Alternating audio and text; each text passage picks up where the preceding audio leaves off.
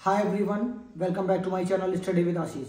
तो जैसा कि आप सभी लोग देख रहे हैं, बिहार शिक्षक भर्ती में थर्ड फेज में एक तरफ पेपर लीक हो चुका है, दूसरे तरफ यहां पर बिहार फोर्थ फेज की तैयारियां शुरू हो गई हैं। आज उसी प्रोस्पेक्टस में शिक्षा विभाग का एक प्रेस नोट हम लोग के सामने आया हुआ है, जो मैं टेलीग्राम चैनल पर भी शेयर कर दूंगा, वहां ज्वाइन करके आप देख लीजिएगा।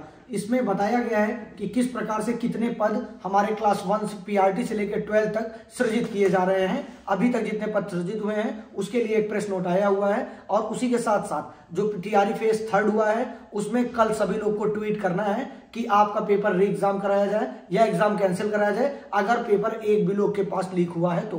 क्योंकि सोशल मीडिया का जमाना है, आप सभी लोग जानते हैं, एक लोग के पास पहुंचा तो वो कब 2 लाख 10,000 20,000 1 लाख 2 लाख 10 लाख तक पहुंच जाएगा लोगों तक, इसकी कोई गारंटी नहीं है। वो 1 मिनट भी लग सकता है, 10 मिनट भी लग सकता है, और पूरे दिन भी लग सकता है उसको वायरल होने में। अगर एक बार पेपर वायरल हुआ, और ये सारी चीजें ऐसी है कि इनको सिर्फ 5 मिनट का मौका मिल जाए, ये पूरी लीक हो जाती हैं, इनको फिर कोई रोक भी नहीं पाता है। बहुत ब्रॉड स्तर पर लीक हुई है, तभी हमारे सामने इस तरह की चीजें देखने को मिली हैं। अन्यथा अगर छोटे मोटे स्तर पर होती तो शायद अभी तक हम लोग जान भी ना पाते, और बहुत सारे कैंडिडेट इसका फायदा उठाकर सेलेक्ट हो जाते और किसी ऐसे कैंडिडेट की जगह ले लेते जिसको सच में जरूरत होती, जिसने सच में मेहनत की थी, उसका हिस्सा वो खा लेते। तो अगर आपने अभी तक इस अभियान से नहीं जुड़े हैं कि आपको कल ट्वीट करना है, तो सभी लोग कल मैं जब ट्वीट करूंगा तो अपने टेलीग्राम चैनल पर भी डाल दूंगा, आप सभी लोग उसको रीट्वीट कर सकते हैं, अपना खुद का ट्वीट कर सकते हैं, या किसी बड़े चैनल के जाकर वहां पर उनका भी रिट्वीट कर सकते हैं। आप सभी लोग करिएगा सभी का, क्योंकि जब तक आप लोग सपोर्ट नहीं करेंगे तब तक बड़े स्तर पर जांच नहीं होगी। हालांकि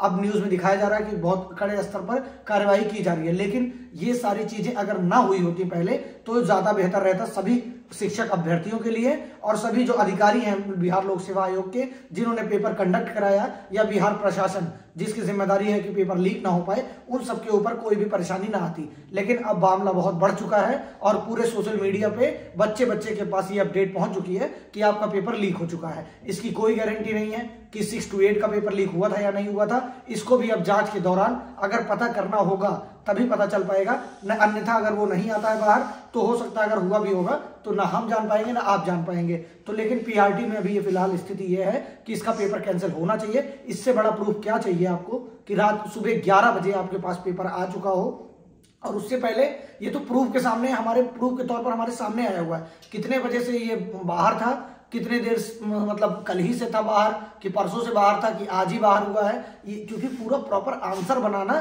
किसी भी टीचर के बस की बात नहीं है। तुरंत के तुरंत आप देखते होंगे, भले जब एनालिसिस किया जाता है तो उसमें 4-5 टीचर स्पेशलिस्ट लगे रहते हैं, तब जाके अलग अलग विषयों के 2-4 घंटे में आंसर की निकाल पाते हैं। इस तरह एक प्रश्न 1 से लेके 109 तक के सभी के करेक्ट आंसर, एक भी इधर उधर नहीं। इस तरह की तैयारी में काफी बड़े लोगों का भी इसमें हाथ हो सकता है। तो चलिए उसकी बात करेंगे बाद में। इससे पहले हम बता देते हैं टीआरई 4 में कितने पद सृजित हुए हैं, किस किस क्लास के लिए, इसको आप देख सकते हैं।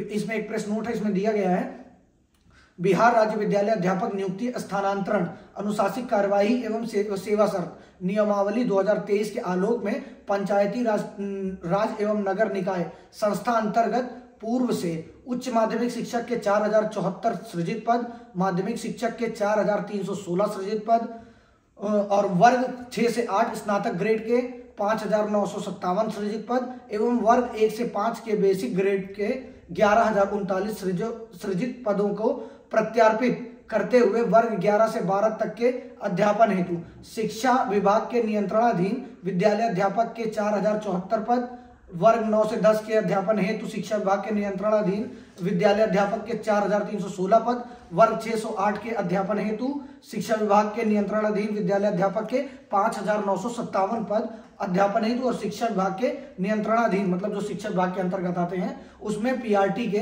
11,039 पदों का सृजन को स्वीकृति के संबंध में, मतलब इतनी पदों की स्वीकृति के संबंध में यह है।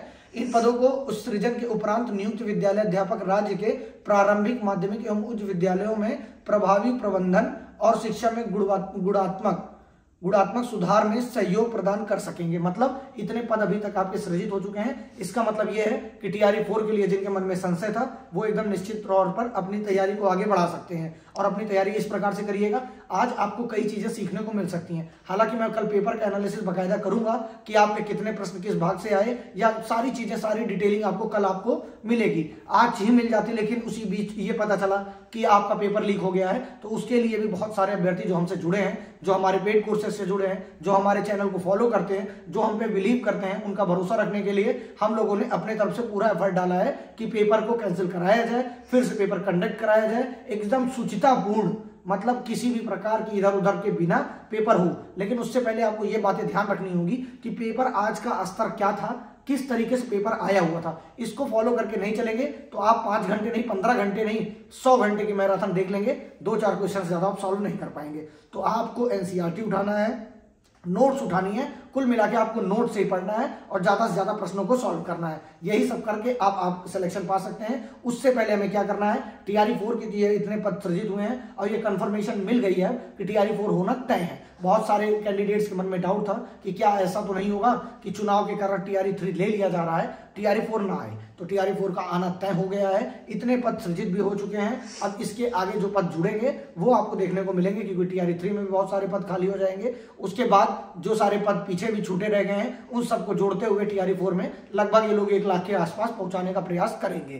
तो ये जान के चलिए। लेकिन सबसे पहले आपका काम ये होना चाहिए कि टीआरई 4 की तैयारी तो आप कर देंगे। स्टूडेंट का एक नैतिक कर्तव्य और धर्म दोनों है कि वो अपनी पढ़ाई से कोई भी समझौता ना करे। हम लोग ये नहीं कह रहे हैं कि आप इसमें धरने पे बैठ जाइए, अनशन पे बैठ जाइए, बिल्कुल ऐसा मत करिए। लेकिन 10-5 मिनट समय निकालकर आप वीडियोस को शेयर कर सकते हैं, आप ट्विटर पे रीट्वीट कर सकते हैं, जिससे कम से कम जहां तक ये बात हम लोग पहुंचाना चाहते हैं उन लोग को लगे कि हाँ, इन्हीं नहीं, इनके साथ साथ बहुत सारे ऐसे अभ्यर्थी जुड़े हुए हैं जिनको इन सारी चीजों की आवश्यकता है। तो और पेपर कैंसिल होने की नीड है।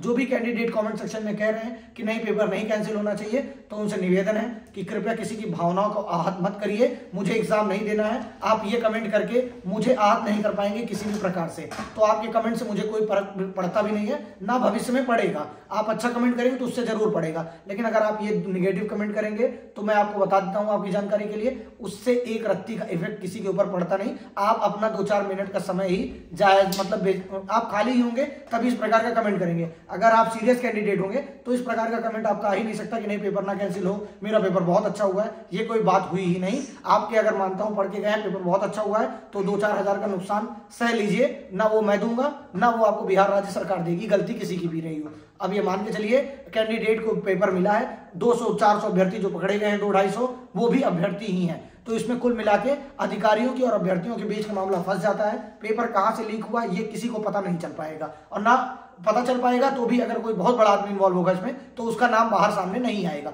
किसी भी कीमत पे। ये आप बहुत अच्छे से जानते होंगे। बहुत बार पेपर पकड़ा जाता है लीक, कि हाँ पेपर लीक हो गया है, पकड़ लिए गए, लेकिन कभी भी एजेंसी के ऊपर या किसी विभाग के अधिकारी के ऊपर कार्रवाई नहीं होती। ठीक भी बात है कि अगर वो नहीं संलिप्त है तो उनके ऊपर नहीं होना चाहिए, लेकिन जो नीचे लोग जुड़े हुए हैं, जो उनके जस्ट नीचे हैं या बहुत नीचे से वायरल हुआ है, जहां से भी ये बाहर आया है, उनके ऊपर कठोर से कठोर कार्रवाई की मांग हम लोग करते हैं। और आप लोग का भी यही कर्तव्य है, आप भी कमेंट के माध्यम से कर लिखिए कि आप क्या चाहते हैं कि उनके साथ किस प्रकार का अपनाया जाए।